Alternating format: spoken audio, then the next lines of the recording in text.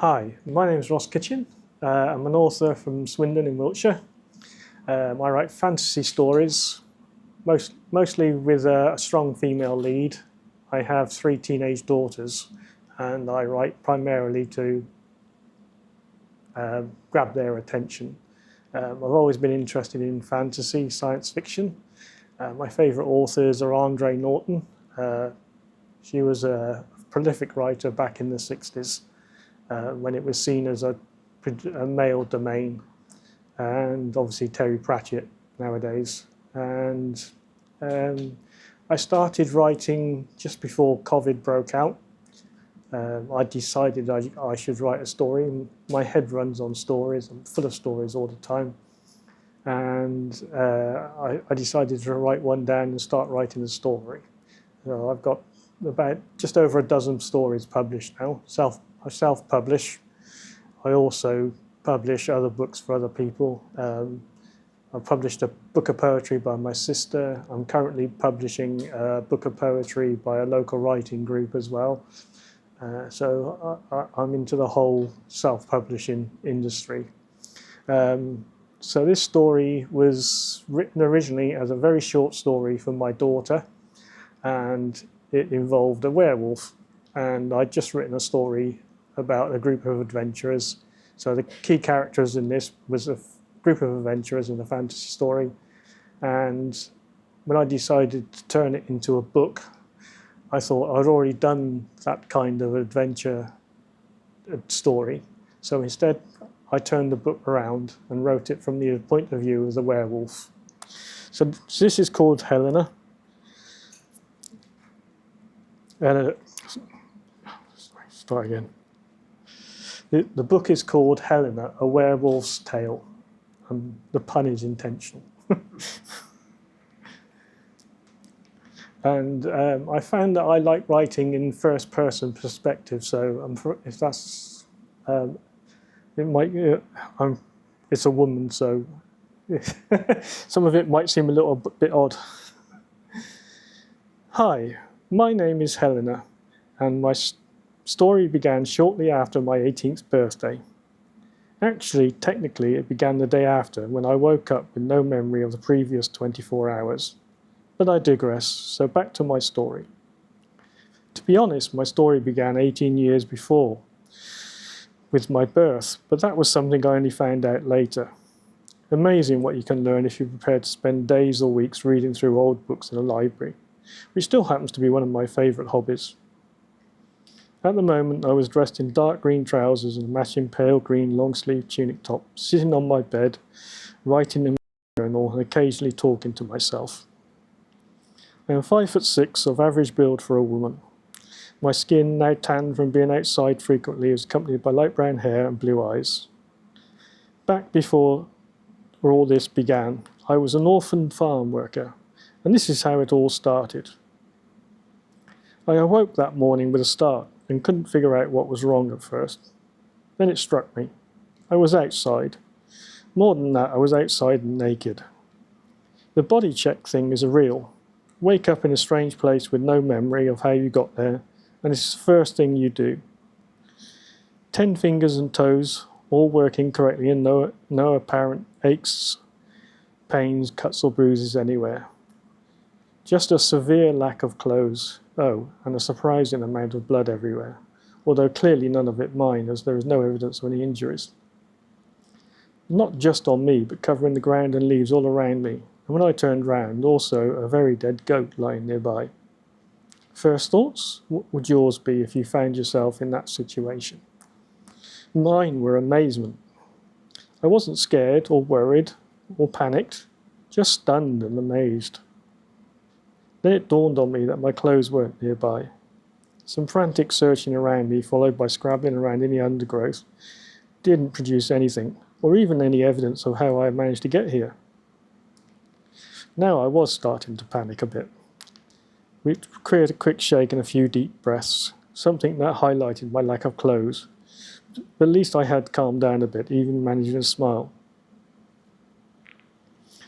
So, no clothes and I'm covered in blood. Wash first then, and look for something to wear. The wash could be easily taken care of. There was a babbling brook nearby, a noise clearly audible in the quiet of the woodland morning. Turning around slowly on the spot to give me a sense of direction, I walked off towards the sound of the stream. The forest was full of clumps of ferns and thick shrubs bordered the stream, making it difficult to get to the bank. Sparkling and bubbling like a storybook stream, the water looked fresh, clear and inviting. Checking first for nettles or brambles, I knelt down and scooped up a few handfuls to drink, suddenly conscious of how thirsty I was. Stepping into the stream, a string of swear words escaped me as the cold water made itself known. Having no choice, I knelt in the cold water and began splashing and scrubbing in an effort to remove the blood. Top of my list of questions was, where am I? Followed closely by, where are my clothes? Now I was talking to myself as I jumped up and down on the spot and wrapped my arms around me, trying to get some warmth back into my body. Clean but wet and cold, my fortune had changed somewhat. What I needed now, more than anything, were clothes and shelter. Since I had no money to buy anything, it meant I would have to commandeer them, or purloin if you prefer. I certainly wasn't interested in semantics at that point. Taking a good look at my surroundings, I decided I needed height to get an idea of where I was. For clothes and shelter, I needed civilization, except I knew what future civilization would hold for a penniless naked woman. That just meant I would need to hide until dusk, when I could hopefully sneak into a farm or cottage and acquire some clothes. Something I should tell you about myself. I am not very good at looking at alternatives. Generally, I run with the first thought that enters my head. This does tend to lead me into saying and doing things that seem stupid or impolite. But even knowing that I am prone to this doesn't seem to help. Spotting a tree that looked easily climbable, I made my way over to it. Branches within easy reach and relatively smooth-looking bark made the tree seem inviting. I had always been something of a tomboy, always keen to compete with the boys in a rough-and-tumble play, earning a few scrapes and gazes along the way. Climbing trees was not an issue, although I had always been wearing clothes in the past. About 15 feet off the ground, I stopped and looked around. My impulsiveness had struck again. From my height, clear of all the undergrowth and saplings, it was clear that I was in a large copse and not a forest. Walking a few hundred yards in any direction would have shown me that. I was essentially smack in the middle. I couldn't see any signs of a track or road, but there was a small column of smoke off to the north.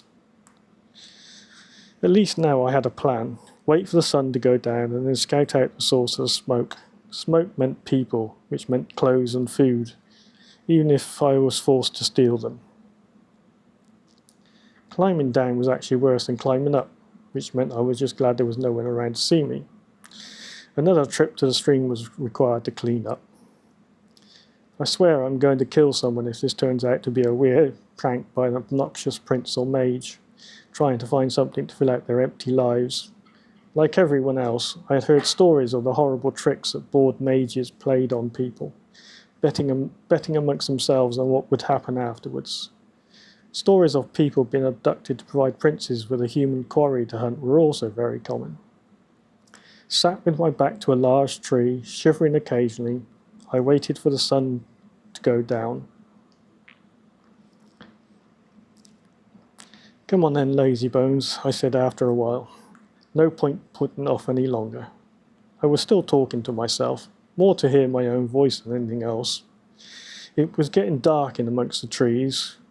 At the very least, I needed to move to the edge before it became too dangerous to walk in the copse. I moved as stealthily as I could through the copse, bearing in mind I had not received any training. Stealth was not really a major requirement for a dairymaid. It wasn't like I was living with my parents and had to sneak out to see a boyfriend every now and then.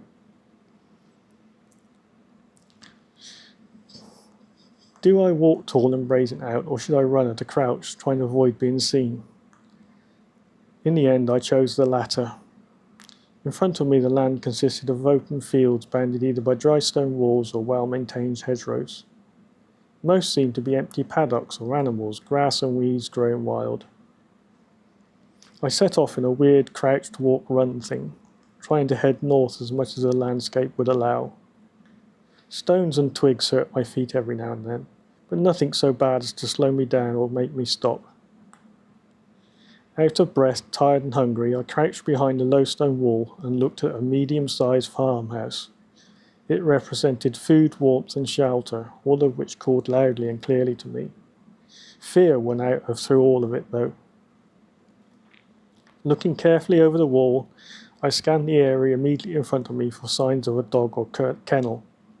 Farmers invariably had at least one dog, and getting attacked by a dog wasn't on my list of things to do. I eventually spotted one lying half in, half out of an upended barrel, which was doubling as its kennel. Now I was silently swearing to myself, as I had also seen trousers and a shirt hanging from a washing line. Salvation, so near yet so far away. Shivering and shaking from the chill that was spreading over the land with the coming of night, I took a deep breath and letting out slowly, turned to face the wall and very slowly stood up. Whether the dog heard or smelt me, I don't know, but it pulled its lips back in a snarl, ready to start barking. Then it seemed to do a double take and laid back down, backing into the barrel. Looking around quickly to see whatever had frightened the animal, I could see nothing in the gathering dark. Not wishing to push my luck any further, I scrambled over the wall as quickly and quietly as I could. Passing the dog, I could hear it whimpering quietly inside the barrel. Having no time to worry about what else was out here with me, I grabbed the clothes and turned to run. In turning around, I noticed some muddy boots outside the door and couldn't believe my luck. Took them as well. Okay.